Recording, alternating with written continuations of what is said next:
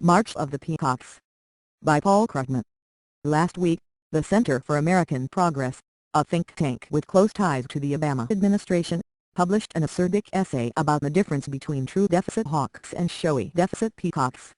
You can identify deficit peacocks, readers were told, by the way they pretend that our budget problems can be solved with gimmicks like a temporary freeze in non-defense discretionary spending.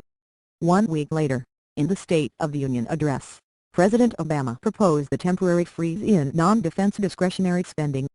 Wait, it gets worse. To justify the freeze, Mr. Obama used language that was almost identical to widely ridiculed remarks early last year by John Boehner, the House Minority Leader. Boehner then, American families are tightening their belt, but they don't see government tightening its belt. Obama now, families across the country are tightening their belts and making tough decisions. The federal government should do the same. What's going on here? The answer, presumably, is that Mr. Obama's advisors believed he could score some political points by doing the deficit peacock strut. I think they were wrong, that he did himself more harm than good. Either way, however, the fact that anyone thought such a dumb policy idea was politically smart is bad news because it's an indication of the extent to which we're failing to come to grips with our economic and fiscal problems. The nature of America's troubles is easy to state. We're in the aftermath of a severe financial crisis, which has led to mass job destruction. The only thing that's keeping us from sliding into a second Great Depression is deficit spending. And right now we need more of that deficit spending because millions of American lives are being blighted by high unemployment, and the government should be doing everything it can to bring unemployment down. In the long run, however, even the U.S. government has to pay its way. And the long-run budget outlook was fired even before the recent surge in the deficit, mainly because of inexorably rising healthcare costs. Looking ahead, we're going to have to find a way to run smaller, not larger, deficits. How can this apparent conflict between short-run needs and long-run responsibilities be resolved? Intellectually, it's not hard at all. We should combine actions that create jobs now with other actions that will reduce deficits later.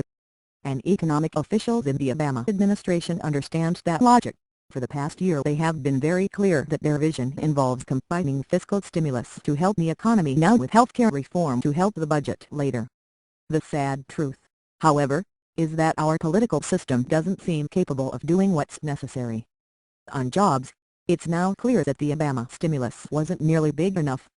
No need now to resolve the question of whether the administration should or could have sought the bigger package early last year.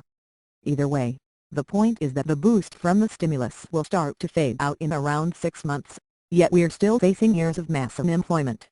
The latest projections from the Congressional Budget Office say that the average unemployment rate next year will be only slightly lower than the current, disastrous, 10%. Yet there is little sentiment in Congress for any major new job creation efforts. Meanwhile, healthcare reform faces a troubled outlook. Congressional Democrats may manage to pass a bill, they'll be committing political suicide if they don't. But there's no question that Republicans were very successful at demonizing the plan.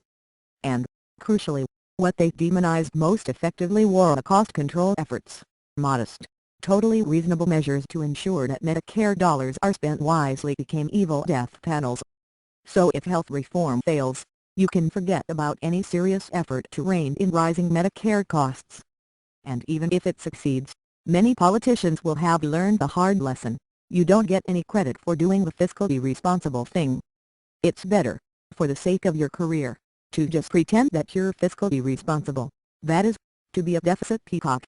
So we're paralyzed in the face of mass unemployment and out-of-control healthcare costs. Don't blame Mr. Obama. There's only so much one man can do, even if he sits in the White House. Blame our political culture instead, a culture that rewards hypocrisy and irresponsibility rather than serious efforts to solve America's problems. And blame the filibuster, under which 41 senators can make the country ungovernable, if they choose, and they have so chosen.